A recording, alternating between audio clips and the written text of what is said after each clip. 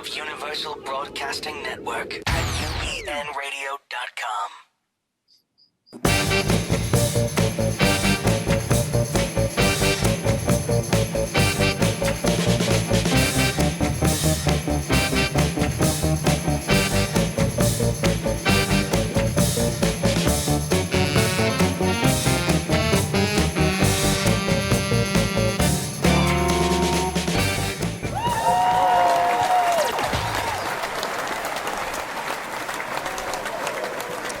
Welcome to a battle-tested version. Again, we got to work on that fade, Mr. Jarvis. It just goes click, turns off the applause. A battle-tested version of Security Guy Radio with Chuck. It can turn to crap at any moment, so I always roll code 3. Harold and Paul. Backlund Bristow. Backlund Bristow, a new one. Good heavens. Yes. What does that mean? Well, what does it mean? Well, I'm battling all the time, aren't I? Oh, battling. Battling. Oh, I thought No, it was not see, it's an batting. accent. Not batting. How long have I known you? cricket. 20 years? Yeah, I still can't understand. Worse. I still can't understand what the hell you're saying. Worse. I've had terrible trouble lately. I don't know why. I don't know if it's the amount of alcohol I've been drinking. I or think that's what it It's- is. Yeah. No, I can so that understand. No, British beer. that's right. You're not drinking enough because I can That's understand. true. I can Yeah. understand No, you better that's when you're right. drinking. That's right. Definitely a problem. Oh man! So what's going on? Anything exciting? You ready for As Is? Nice. Yeah, I am. Yeah, we're going to have a. I'm going to represent the ATAP chapter. Well, ATAP Right. really, but from the chapter here, and we've got a. As Is have been kind enough to give us a booth. Good. Now for our Yeah, neophytes so- out there, Mr. Jarvis, ATAP stands for what? He's shaking his head. I have no freaking idea. The Association of Threat Assessment Professionals. Not fret. We're not fretting anything. And that's another word No, I've been having.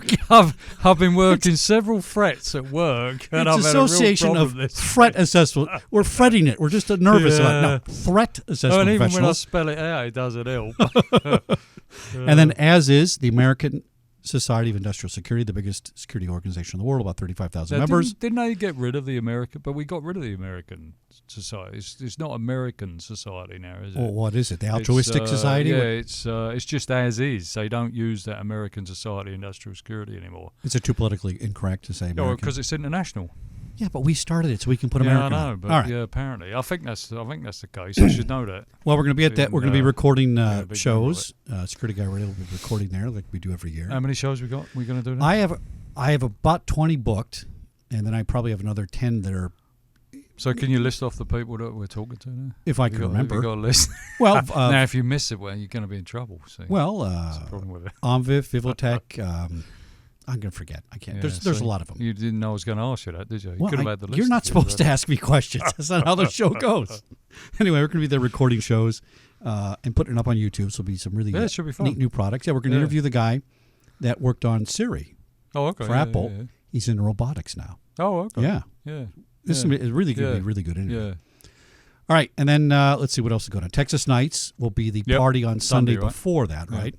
And that's a good networking group with about 1,200 people who are going to show up. Yeah. A lot of big decision makers will be doing shows from there, too. That's at Tortilla Joe's, downtown Disney, on Sunday night, 7 o'clock. And you put all that on Facebook, right? That's on Facebook Yeah, and if anyone's Twitter. not Yeah. following us yet. Yeah, exactly. Yeah. And If there is anybody out there that's not following us, I can't believe that's it. true. Now, But you never know. going over our stats, since we switched stations, a little stagnant, right? We have lost some viewers, we're gaining some new ones, that kind of thing.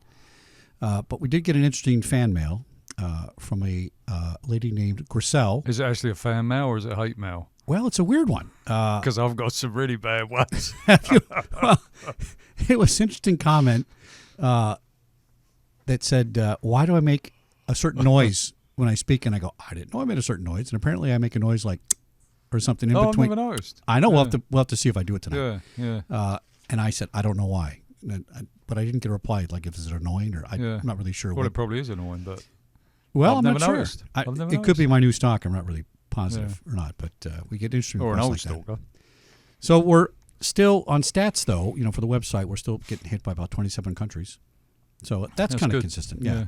Yeah. So just remember, we're on ubnradio.com. That's channel 3. So follow us if you're watching this on YouTube. Make sure you turn on live every Monday night for that. And see what else. Any other housekeeping items I'm not forgetting? No, I don't think so. Just been internationally and stuff. It's just been a very busy time, hasn't it? Yeah, it With has what's been going on. So so it should be of interest tonight. All right, I good. think, depending on who we have on. Well, And I've got no idea. You never are prepared. Well, I send you emails and everything. You don't pay attention. Well, it gets caught in a spam. Security Guy Radio was caught in spam. Yes, Thank you. That's great to know. Well, you better be careful because my guest may be able to make you disappear, possibly, at the blink of an eye. A battle-tested lad is he. From BattleTestedSolutions.com, please welcome Mr. Greg Schneider.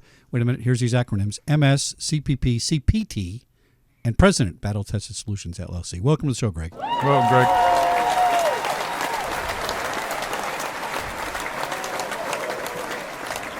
Am I supposed to keep talking for the applause? It cut off again. You got to fade that applause. All right. Greg, can you hear me? Yes, yes, I can. All right. All right, great. Now, what do the acronyms stand for? That's I know the CPP because I'm a CPP. Yeah, what's MS, Greg? That's a Master of Science degree in Protection Management, which I got from John Jay College, and way back in April 2001. Way back. So I was ahead of the 9/11 curve. Oh, interesting. And CPT is what?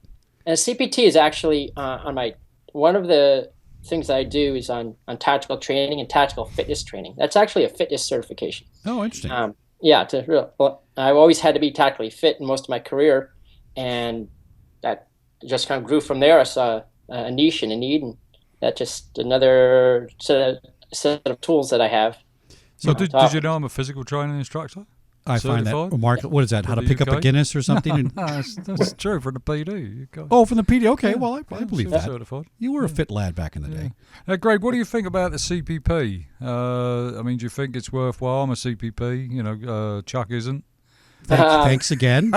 But I have a radio show. But he has got a radio show. And you're here on it. Okay, thank you very much. Yeah, as a matter of fact, for my local chapter, the San Francisco Bay Area, I'm one of the instructors for those CPP candidates, so I'm a big believer in the CPP, and it could just help someone's career and expand their knowledge base. I've been trying to get Chuck to take it for years. No, I won't take it. No, I won't do it. Yeah, he just won't. Simple high school guy. That's it. I Well, measure my but success you'd based on pass, that. You'd pass, you'd fly. I know I would. But it's just, I don't know. Too many acronyms. So I found Greg, or Greg found me, I think, on Twitter, I think. And he proposed speaking about tactical responses and performance in first responders. I thought that was really kind of an interesting place to start. We've done a lot of shows about different aspects of security and how to get into protection, analysis, data mining, all that kind of thing. But we don't talk about first responders. And you and I being first responders at the day, we know a little bit about that. And I just thought it'd be an interesting subject. So we're going to talk about that, global security, terrorism, intelligence programs, kidnapping, and aviation. Greg's got a really good background. So, Greg, tell us about that background that allows you to speak eloquently about all these things. Sure. Well, let me tell you, I think way back when I was 15, I was doomed on a certain path because I wrote a paper called, this is 1987 now, Covert Warfare as a Means to End Terrorism. Okay, so that was my entree into that. And then when I was in college, I interned. Wait a minute. Who did you write that for, Dad? That was for my high school, a high school modern history class. Oh, interesting. He must have liked you. One hell of a high school. Yeah, it's a nice high school. Yeah. So that was way back when, and then in college at George Washington University, I interned for a think tank on terrorism studies and for a professor, and got my feet wet, and actually it was Professor Young Alexander, who's like the grandfather of terrorism research. So one of my tasks was identifying so many different incidents and global terror events and classifying them, whether they were revolutionary-based, separatist-based, state-sponsored, what have you. So after about a year or so of working for him, I said, you know what, I want to get my boots on the ground. So I immigrated to Israel. You immigrated to Israel. Interesting. Yep. Okay. Yep. So you're American-born. Actually, I was born in Belgium. That's a different story. My parents that's a different story. Okay. Born in Belgium. Grew up in the United States. Moved to Israel after college, and then as a citizen, I became drafted into Israeli Defense Forces and served in the Golani Brigade. And from there, I was selected for executive protection training and a bit deeper security management training, and covering the whole shebang of security, anti-terrorism prevention, you name it. I got trained in it. Now, is that an unusual set of circumstances for somebody to migrate to Israel from America?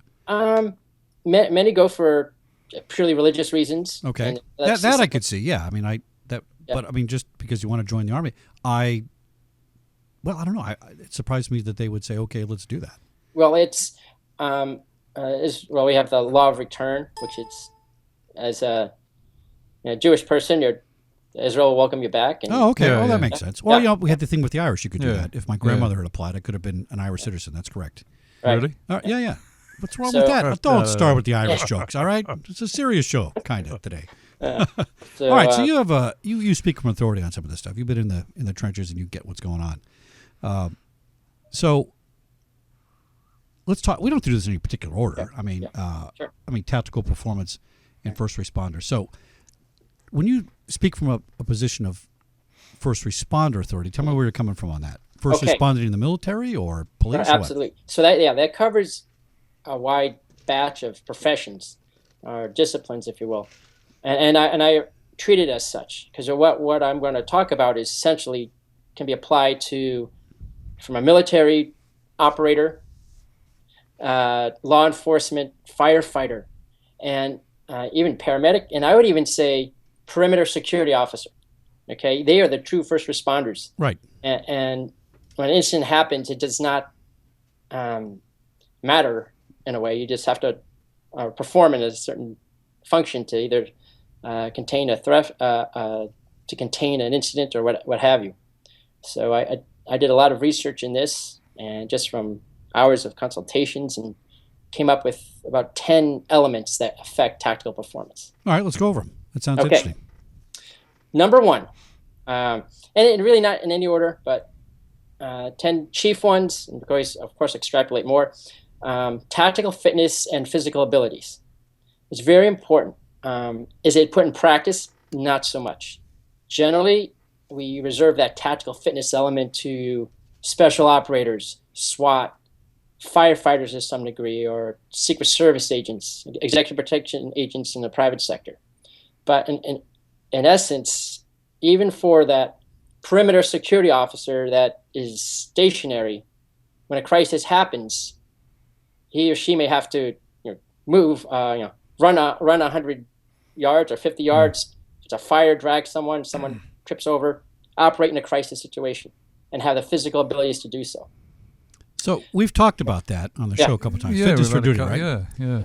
And one of the reasons, if I would even think that some of the police shootings that gone south is sometimes that fear factor of, do I trust my physical abilities? Oh, I got I have my piece here, and that sometimes is a response. Yeah, I don't disagree with that completely. Yeah. I will say, from my experience and probably yours, you started about 5 or 6 years earlier than I did. Late 70s, you started police work? 76. Right, so I started in 83. Well, but I joined when I was 18. Oh, that's right. So it puts me younger than you. That's correct. Yes, you're younger than me with your Grecian formula. All right. I think I don't recall having a lot of overweight police officers in my day in my towns. And I work for 3 agencies, by the way. Even the old-timers were in pretty good shape, right? I think there's a different standard back then. Yeah. And things have changed. I think what's changed are, I don't know, workers' comp cases, lawsuits, whatever. I mean, so if I could get over the fence in the academy in 1983, I should be able to get over the fence in 1993 or 2003, right? Well, it's something I remember just generally. I used to think people were overweight. But when you look at pictures now and compare them with people now, they actually were nowhere near overweight. Near, yeah. It was just your concept of being overweight a few years ago was completely different, I think, because it's just acceptable now for everybody. It's acceptable. And, Greg, I think the key is, I mean, for example, let's say you just can't keep your weight down, that's the way it goes, you can still be in good shape, even if you're overweight. So, and I think that has to do with diet, conditioning. I mean, we always ate a lot of fish when we were on duty for some reason, and that just keeps so did I, but it was all fried with chips. Well, that's the problem. Downside, but it keeps you in shape. It keeps you mentally. But the security question is a question that we've spoken about a couple of times, as you say.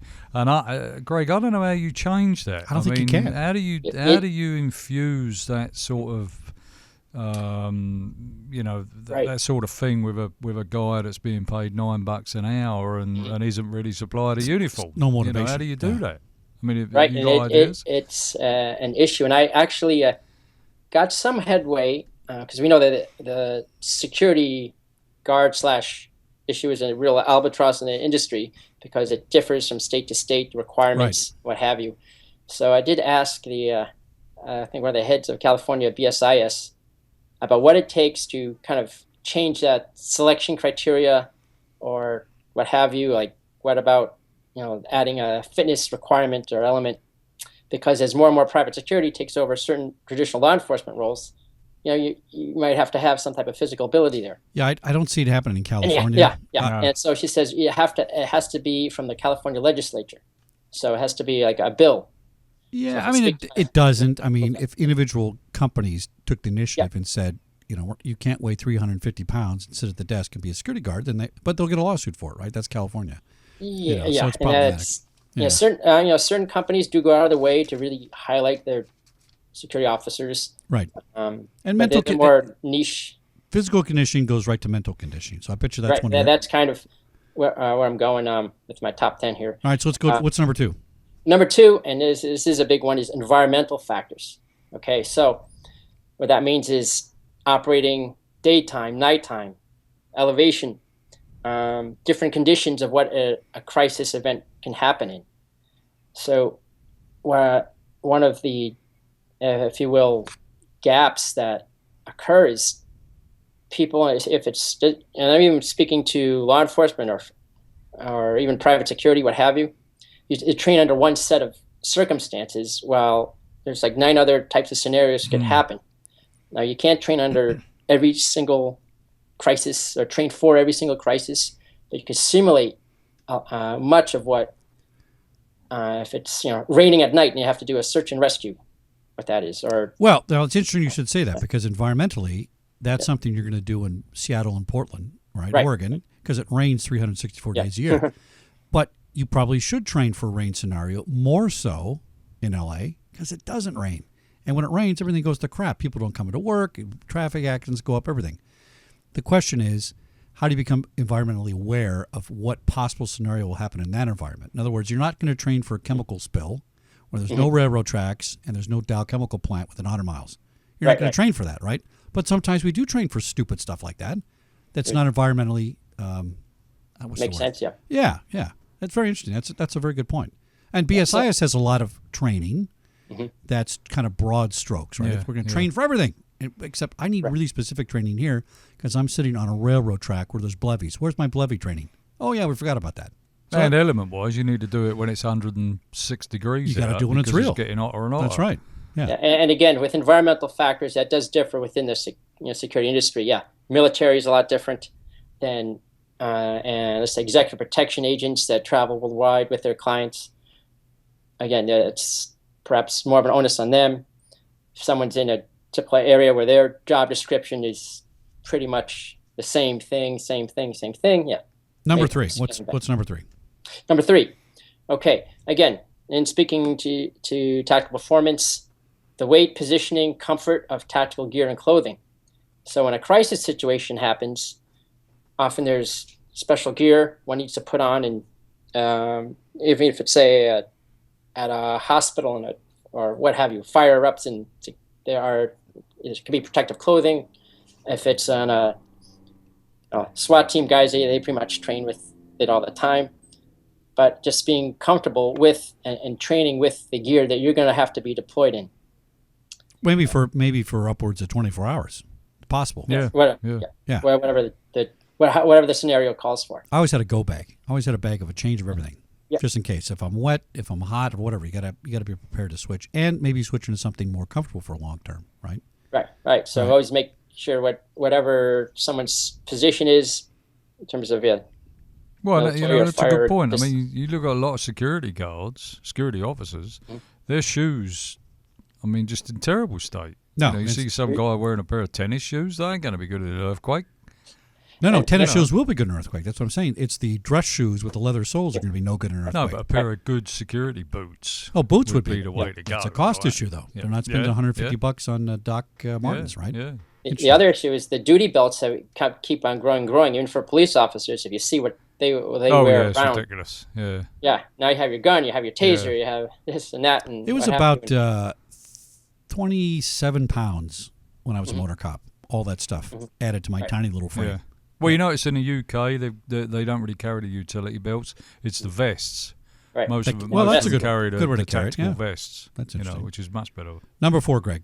Okay. Number 4 is nutrition. That's a big one. That's a big one. So nutrition is going to essentially regulate your blood sugar if you eat well.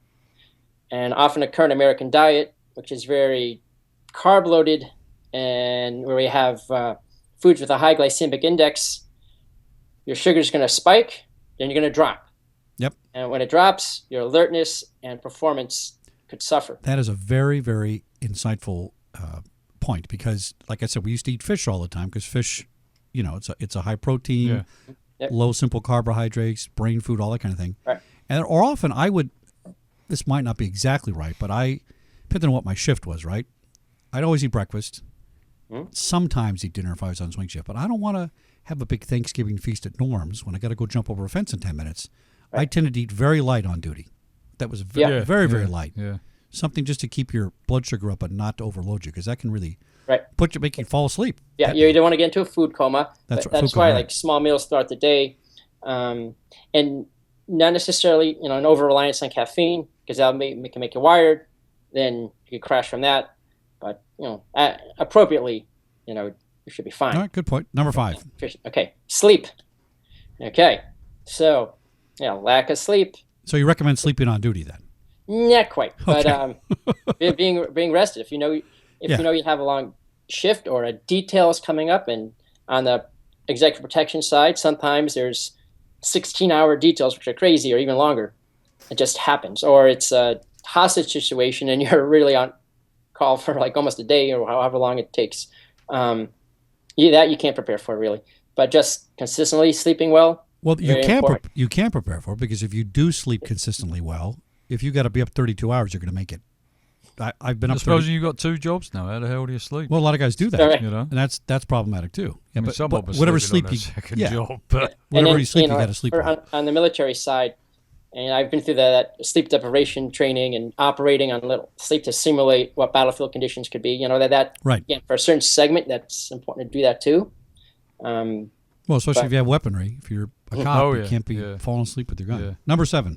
Number 6. Well, we're on 6? Okay. Yeah. Forget 6. Six. What's 7? Or number 6, go ahead. 6, habit-causing negative behaviors, which would be overabundance of alcohol, tobacco. Is that possible? Yeah. Not in England, so someone's feeling the Jones for having either a drink, a cigarette, or something, and while on their shift, or again, having either a poor diet and having maybe too many energy drinks, even where they're crashing. Oh, I don't know how people drink that stuff. A poor friend of mine used to drink. I don't know what it was exactly, but working out, blah blah blah, and had some kind of brain thing, and he's kind of messed up. Rest of his life because of that. Got to be careful. I don't know how people drink. I mean, but you're right. You get a lot of people that come to work under under some sort of either drugs or alcohol. One of the two. 40%. Yeah. Number 7. Okay. Number 7 is the nature of an engagement / the rules of engagement. So for the nature of an engagement could be, if it's like a mass casualty, is a nature of a type of engagement where you could be a security officer and maybe you know how to tend to first aid. Well, let's say it's God forbid, an earthquake or bigger fire. Or if you're a loss prevention officer at Walmart and it's a Black Friday, or these days Black Thursday, knowing how to operate with masses of people, that's more of that nature. Now this goes to training though, directly, right? Yeah, exactly. If you're not trained that way, you're not going to be prepared.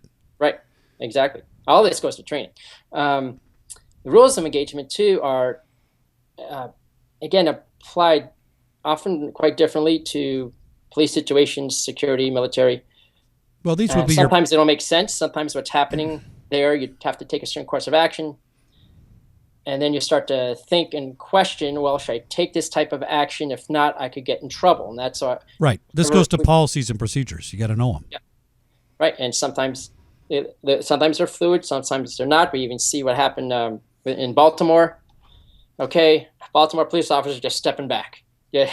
Anything we do is going to be wrong. So we're we're too scared to do anything. Okay, now, and I agree with that to some degree, by the way, because they're not required to put themselves in jeopardy or peril, and obviously they're going to be killed. So I don't have a complete problem with that. On the other hand, the other side of this argument is you don't always have to do something.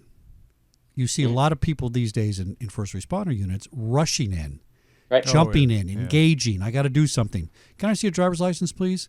Why, officer? Taser.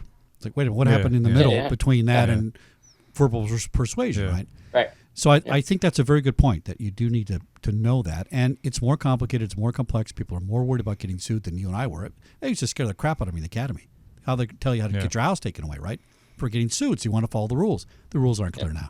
The rules and are not even clear. we've seen that in the military, in U.S. military. Oh, my God. I don't know how they do that. Like, Iraq, Afghanistan, even the movie Lone Survivor picked up on that a little bit. It's insanity. It's really, and they're expecting, A performance when they give them no policies, procedures, guidelines, or they take them back and say that's not what it means. They take it back, or just you overthink it. Number 9. So, we're at number 8.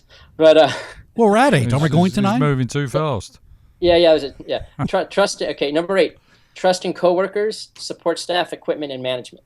So if you're in the field, you have to be really 100%, confident in your coworkers' ability to quote unquote operate, or if it's it could be a special event if you're a private security guy or firefighter, what have you.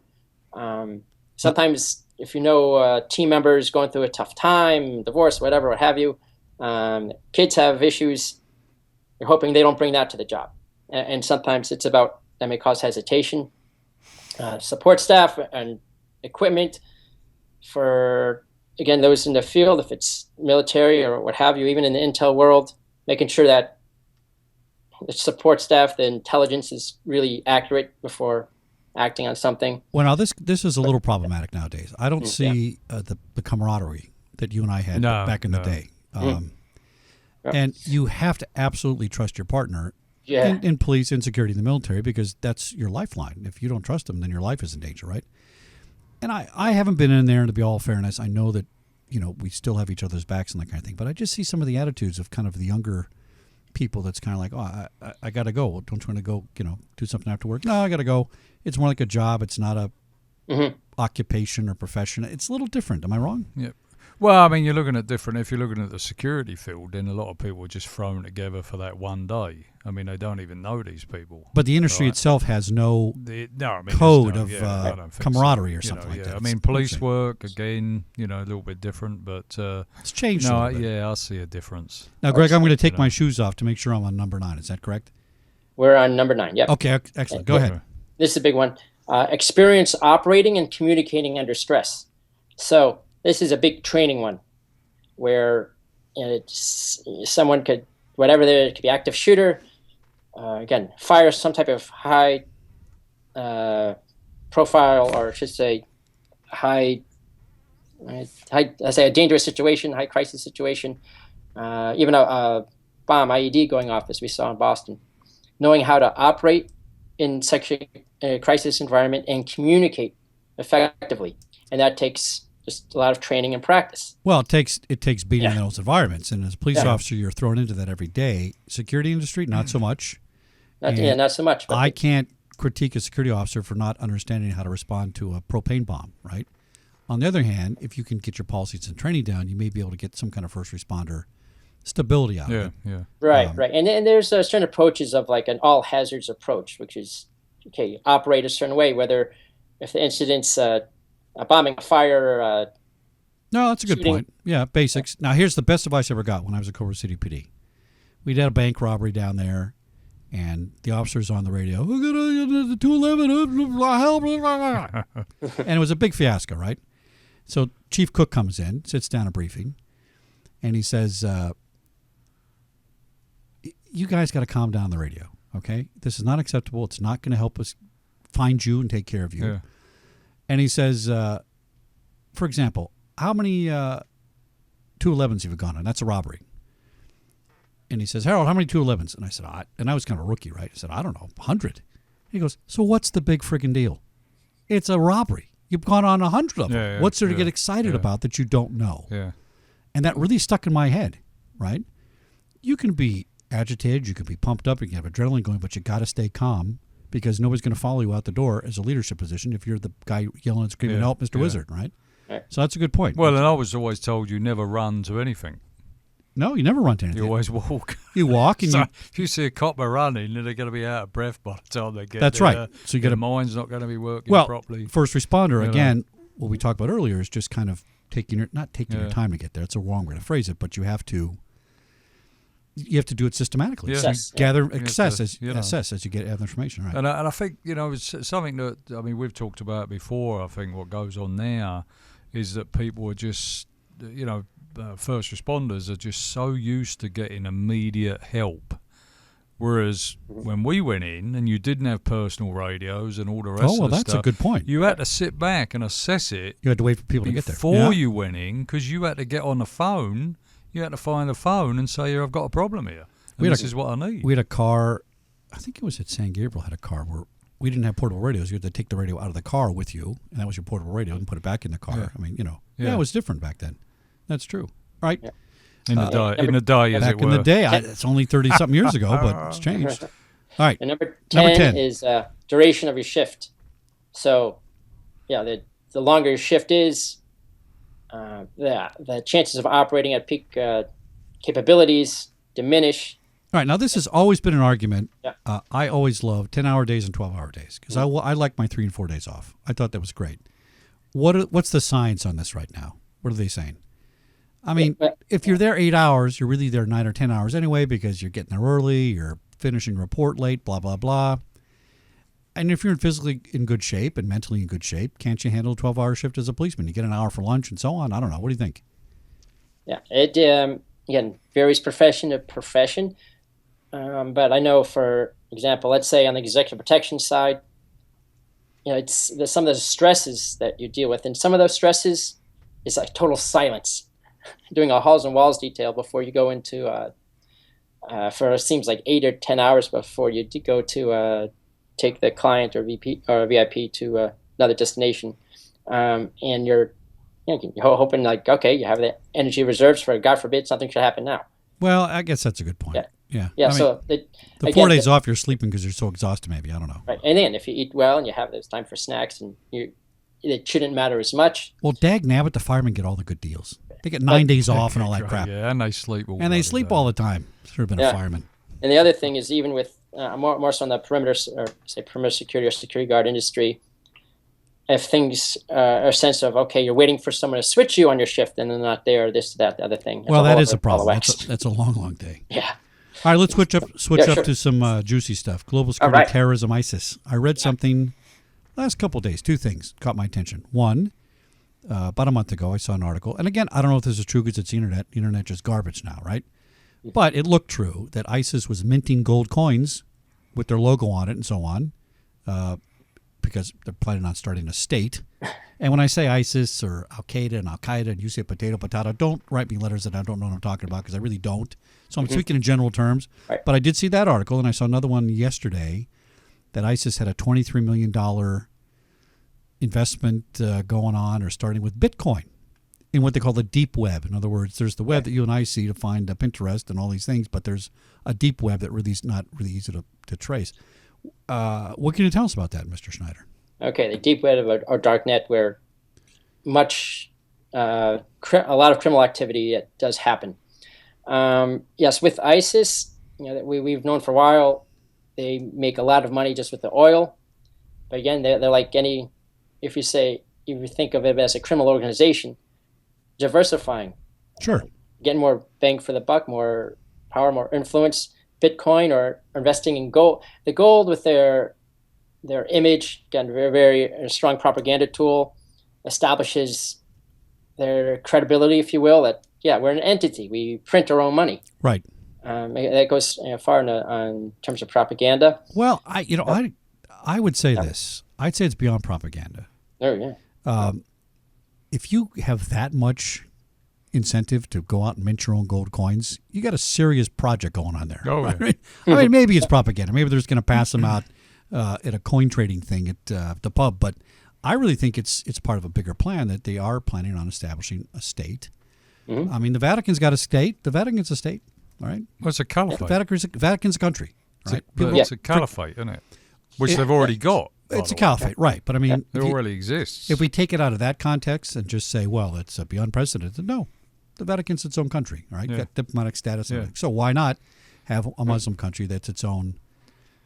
I don't know, a separate state for the terrorism part of the religion. It's not really the religion at all. Right. It's just a whole different. But they've already done it. It's there. Well, I know, but they got to put it in a place, and they got to say now this is not Iraq or Iran or Encino anymore. Now this is our operation under Sharia law, and you need what? You need currency, you need communication, you need income, you need things to run the government. I think that's what's going on here. I think people are overlooking that. Well, they see a large portion of their leadership came from the Iraqi army, and we're talking, a lot of Hussein's men, so to speak. They've had a lot of training, much administrative training and experience in operations, and they have valuable skill sets. And even during the fall of Saddam, if you will, many received U.S. aid. Okay, right, laid low, got a lot of weapons, American-made weapons, jeeps, and put them there, hid them there, and it's almost in a weird sort of way. If you look at Afghanistan from back in the 80s and how we armed the Mujahideen, well, even though we took down much of Saddam's higher leadership, those officers that were, let's say, colonel levels or even below, that had many administrative duties they had to do. They're the guys that many of them are behind ISIS right now. Well, that's a good point. I mean, that's their profession, and they got to get a job, and they're going to go out and find one. Yeah. A crazy guy, and everyone's just going to follow him with no organization. No, they have an organization, which is even more effective and fluid than it's a fluid situation, but more effective than Al Qaeda was. Well, it seems like it's even more effective than before the war, because now they have all the players that know what they're doing and ran armies and ran things like that, and it's. Now, let's see. Iran and ISIS hate each other, so I mean it's a Shiite-Sunni thing. And one of the things I've lectured on is we have to look at Iran. Wait a minute, Iran and ISIS hate each other? Yes. Yeah. Because Iran is Shiite. Iran and Hezbollah are Shiite, and they are opposed to ISIS. And this is why it makes the Middle East so interesting. So you have, like in Syria, Assad is an Alawite, which is a sect of Shiism. So Syria and Iran and Hezbollah are all in bed together. Okay. ISIS wants to depose Assad. Within Syria, you have your independent militias that want nothing to do with either party, so they're the ones the U.S. is trying to establish something with. So ISIS doesn't want to put everybody under their brand eventually and say convert them all? That is one of their tactics is, let's say, going into certain villages and saying, okay, you're going to fly our flag or we're going to kill you. Well, yeah. Oh, here's another thing I just read. Talking about Syria. Did you see you don't follow my Facebook page, do you, Paul? I follow it all the time. Then what did I post the other day about Syria? I got no idea. House, bro. So another article from, it wasn't Jane's, but it was some kind of, international warfare something. Anyway, the Russians, and they have satellite imagery of this. The Russians have put tanks, armored personnel, all kinds of equipment. No, I did see that. Dumped it in an airport in Syria. Yeah. So they're getting. What do you think they're getting ready to do there, Greg? Defend somebody or what? Are they they're back in Syria. Yeah. I think what they're going to do is I think Israel's going to say, you know what, you guys, this whole treaty, what a bunch of crap. We're just going to go take these guys out, and when that happens, Russia's going to step in. I think that's what. To Iran. That's what I think they're getting ready for. Because Israel is not going to sit around and look at our stupid administration deal where basically the deal says something like that we have to protect Iran if somebody attacks them. It's asinine. We're giving our enemy the means of our own demise. And the point is you've got a country that's sworn to take you out.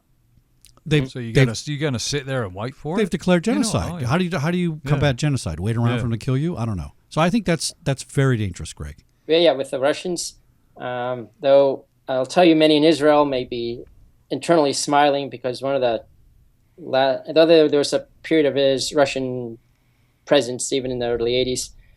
It was 1964 where there was some disagreement between Israel and Syria over water rights, and Syria launched a few things, and then Israeli jets went up in the air and the Russian MiGs went up in the air, and Israeli Air Force shot down all the Russian MiGs.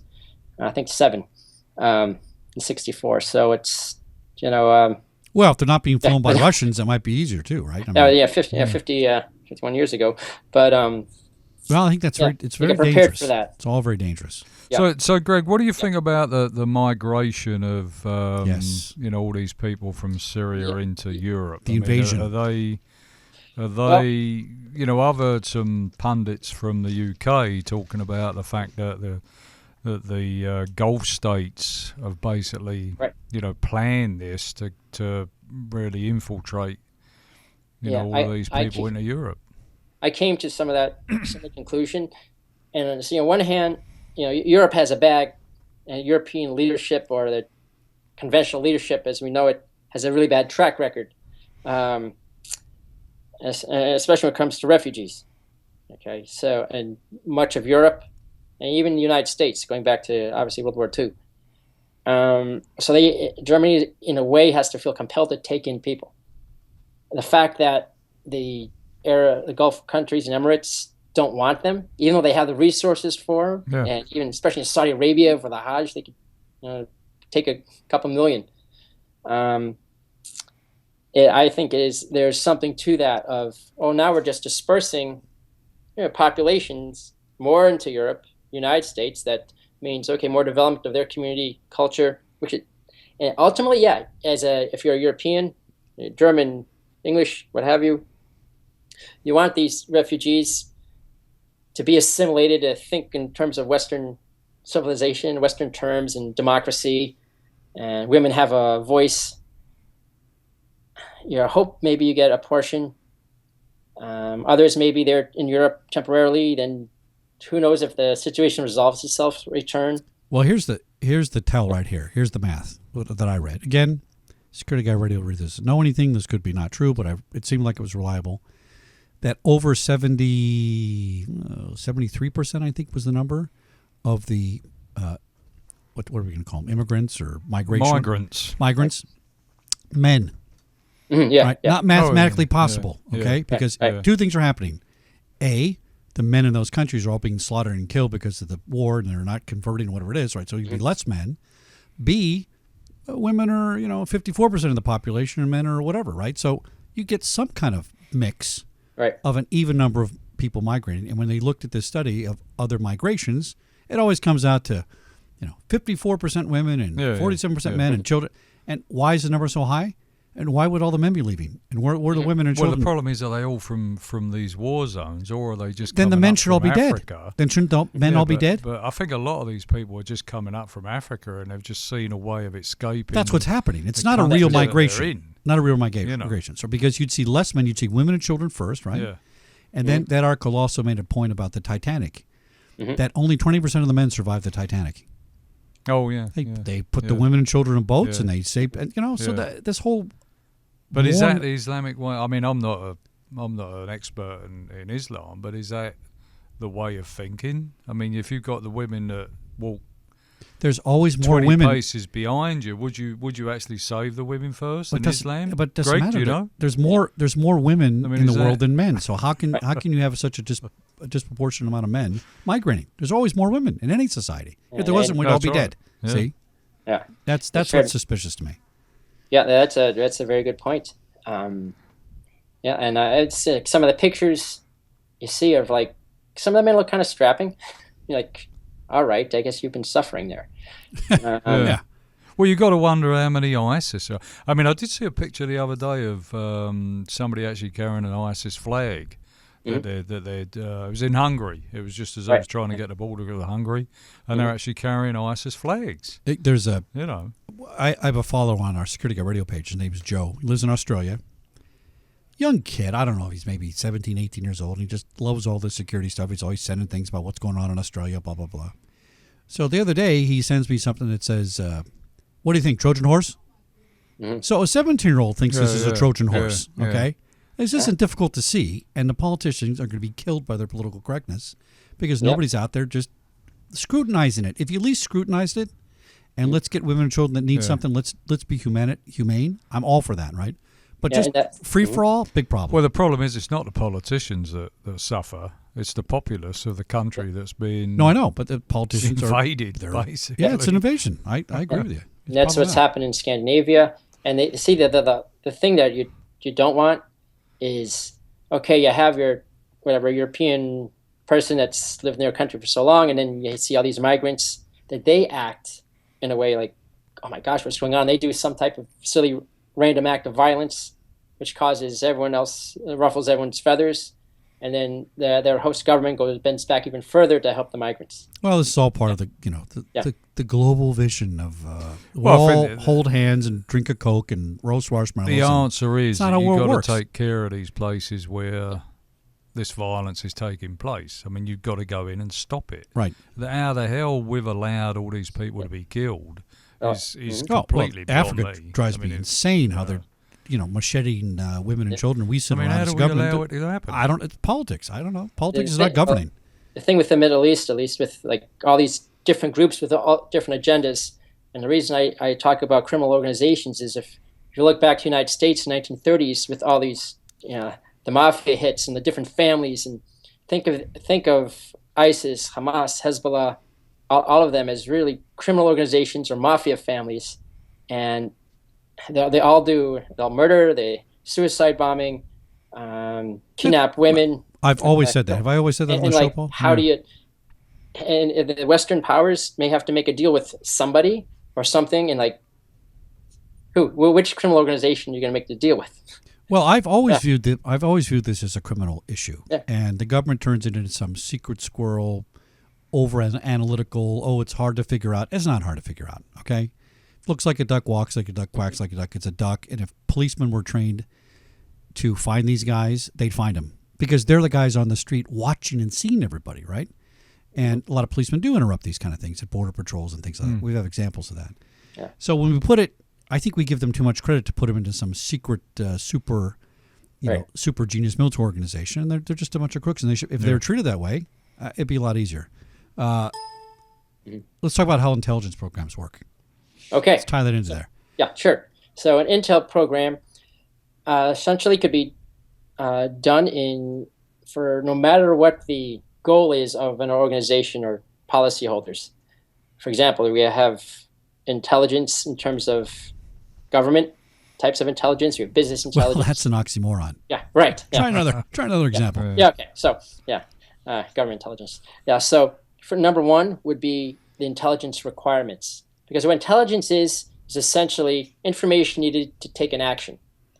Now, that term intelligence has in a way been co-opted by the secret squirrel folks and covert operations and using covert means to take some type of military operation or paramilitary operation. Which I think is a mistake, because 85% of what terrorist organizations gain about us and learn about us is open source. Open source and vice versa. Let's get a Google map of the Coliseum. Here it is. I mean, there's nothing secret about that. This is all plain sight stuff. So I agree with you on that. Right. So you have to understand your intelligence requirements for taking an action. If that's a date, is it time specific, topic specific? Then we look at the different. Now let's talk about time specific. I say three things on the show all the time: all security is personal, all security is local, and all security is now. And what I mean by that is, if you and I and Paul and Mr. Jarvis all knew what we knew about security the same and safety and acted the same way, there'd be nothing going on in the world if everybody acted and thought that way, because it comes down to us individually behaving. And if everybody in the world besides us three decide not to behave, the world would go to crap in 5 seconds, right? So it is personal safety, and the government can't do anything about that if everybody misbehaved. It's local, because what's going on in Iraq could affect me tomorrow or the next day, but it's not affecting me now. And again, I need to deal with what's in front of me and act upon it in real time. When I get a memo across my desk like the FBI agent did and says, one of my agents has some guys going to airplane school in Florida, and the guy says, well, that's nothing going on there. I'm going to wait about that. We had the data on 9/11. We didn't do anything about it. So that's why it's now. So, it's personal, local, and now. And I think the intelligence community doesn't look at it that way. You can't act immediately on everything, obviously, if you don't have enough data. But you can act to some small degree. You can pick up the memo and say, you know what? I know it sounds crazy that guys might fly planes into buildings, but I'm going to go check it out now and run it down and go from there. You know, it's not always like threat based, but no, not threat based, but it's for just time. It could be no, we need intelligence now, or it's going to be moot. So that's why. That's right. Yeah, I think part of the problem now, though, is the fact that there's so much stuff going. There's a lot of it. I mean, how do you make your way through that noise? Yeah, exactly. Well, now you have the computers to help you with that, which you didn't have before. Yeah. But even if when you have the computer analysis and data mining and stuff, it still comes down to an individual who can think better and smarter than a computer. And I think we're lacking in that now. And well, and again, you go back to the FBI thing. When you've got an agent out there who says, I mean, that's hard source intelligence. Right. That's some good stuff. You know, I've got these guys that are learning how to take off, but not land. I mean, right. Well, because in the hierarchy of organizations, if I'm higher than you in the organization and I'm the director and you're just an agent, I know more than you. Obviously, that's why. Yeah. Otherwise, I wouldn't be sitting here. So we've seen that before. Of course, right? So this is part of the problem. People aren't in those agencies. The hierarchy does not treat each individual in the intelligence or law enforcement agency as the same. And you know what? They are the same. Yeah. Their job is to protect people. And so you can't dismiss an underling's analysis because you think you're smarter than them. That's part of the intelligence problem. Yeah. And so we have, as I mentioned, collection by all different means, open source, covert, and then we're talking government, signal intelligence, and the list goes on and on. You got to collect it. You got to collate it. Do you think we're getting better at that or worse? I mean, it looks to me. It's in a way, it's like better, but then again, we have now a tidal wave of almost too much information and deciphering. Right. Yeah, there's programs that you just spoke about, but really staying true to those intelligence requirements. Okay, that's going to dictate. And you got to be diligent about it. I'll tell you one of the best sources of information, and people are going to laugh at this. It's the People's Daily, which is the official newspaper. I think it's the official newspaper of China. China, yeah. You know what I'm talking about, Greg? Yeah, I know it's an official newspaper. They get stories that nobody else has. Yeah. So I'm sitting at the desk at Disney. I used to get there about 5 in, and I go around the internet gathering data, and I do little briefings for around the world, and I try to get it out by like 6 o'clock, so they'd get it at 10 o'clock in London or something. Anyway, so I'm on there looking one day, and it's about 5 in, and I get London bombing goes on. Train gets bombed in London, and I'm going, whoa, that's what the heck's that? Fox, nothing. CNN, nothing. Any news station, nothing. These guys had this story an hour out an hour before anybody else did. Now, is that because the government is completely dialed into everybody's business around the world? They probably are. That's probably part of it, right? It's not like it's a independent Pulitzer Prize winning news organization or anything, right? This is intelligence. I think that online newspaper is an intelligence gathering source, and that was very, very interesting to me. So for data sourcing, don't just think that your local source is the best thing. You got to look at British opinions, things like that. Yeah, very interesting. And rank them and rate them. And then you have the analysis part. So understanding what's considered, let's say, inferred from an intelligence report or the raw data. Right. And what's explicit, and understanding the difference between implied and explicit. So there's a lot that can be implied, and then that analyst better present the correct information, because the policyholder or the decision maker can take too much from, let's say, what's implied and not enough of what's explicit in terms of data. We may have seen that in terms of the many. I'll give you two good instances. One, the WMD in Iraq. Yeah, I think there was something there, but to the scale of what was implied, and a lot of people in government made that decision on what was implied, not what was explicit. Oh, they made their decision to vote for the invasion based on what was implied. That's very interesting. Now, I'm not against that, by the way, because when you do the risk factor analysis, right? So if what they implied was true, what's the consequence? It's massive. So you almost have to act on something like that. Maybe not to that extent of an invasion, but you got to do something. You can't just let it sit. That's what I look at.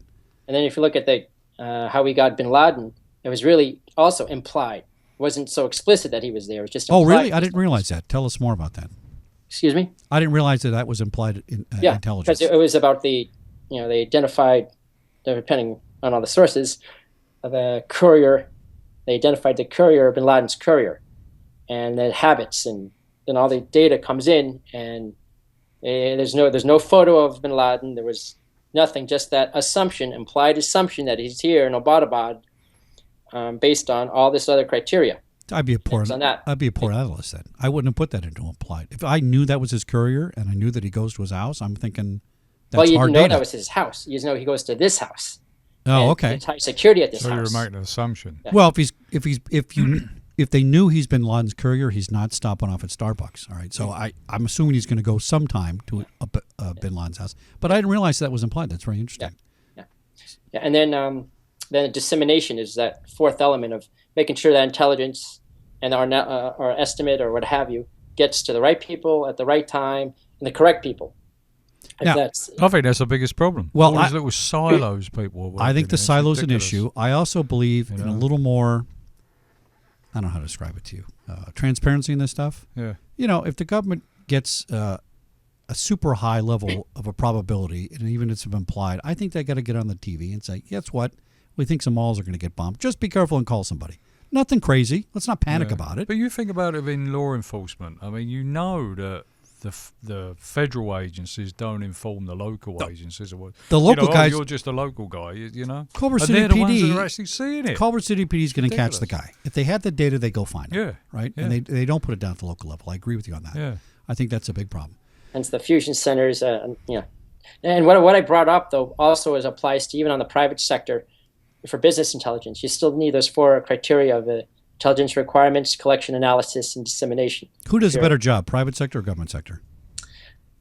Well, government sector may have more tools and more liberties to collect information, but private sector could work a bit more efficiently and that's interesting. In certain areas. Do you see any outsourcing now to get this right? Well, it's been out. Well, it's also the blessing and curse. I mean, since 9/11, much of the whole intelligence operation, if you will, has been outsourced to all sorts of beltway companies. Even what's his name? Snowden was outsourced. Well, he was with the CIA first and then went to a contract worker. Yeah. Contract. Yeah, a lot of contract. Yeah, a lot of it's very much contract driven and private sector driven in terms of servicing government contracts. But is it run like the government? Is it outsourced but run like the government? Well, I doubt it wouldn't be effective if it was. I don't know. That's the problem. Yeah, you don't have that. Yeah, albatross of organization. I mean, depending on the company and who's in that, let's say, chain of command and decision making process, and it varies company to company, but it could be much more efficient. Why doesn't the government or the private agencies enlist the public more in this stuff? I don't get that part. I do get to the degree that they want to create witch hunts and pitchforks and torches and panic, but I don't think the American people are like that. I give them much more credit than the government does. They want to try and help. Now, the other source is you're going to run down 500,000 bad leads and run yourself in a circle. There's good analysis there, but if it's something that's verified and it's solid, and I think people ought to be knowing about that. Hey, Greg, we got about one more minute, so we're not going to get to number 4 and 5, but that's okay. Still a great conversation today. That was good. Very good conversation. Thanks for coming on. Greg Schneider, MS, CPP, CPT, BFD, President, BattleTestedSolutions.com, LLC. How else can we get a hold of you, Greg? You want to give out an email or anything like that, or what? Sure. Website? You can reach me a number of ways. One is going to BattleTestedSolutions.com and signing up. I have a sign-up form there. Another is on Facebook. Greg Schneider, or Facebook /BattleTestedSolutions. I have a Facebook page, and my direct email is gschneider, SCHNEIDER @BattleTestedSolutions.com. And you offer all these services and consulting and on-site visits, lectures, and so on. Yeah, the 3 chief divisions are general security management, consulting, intelligence planning, and tactical response training. Oh, and we forgot to mention that you were from the Israeli Defense Force. Yeah. Learned a new acronym today. I did. Greg, thanks for coming on, and thanks for listening, everybody. Remember to tune in next week and see us at As Is, of 2015 in Anaheim. And until next Monday night, good night from Security Guy Radio. Follow us on Facebook, Twitter, LinkedIn, YouTube, Pinterest, the girls' site, Tumblr. I can't remember. And the rest of them. Just go to the mobile website from Google, Amazon, or Apple. Good night, everybody.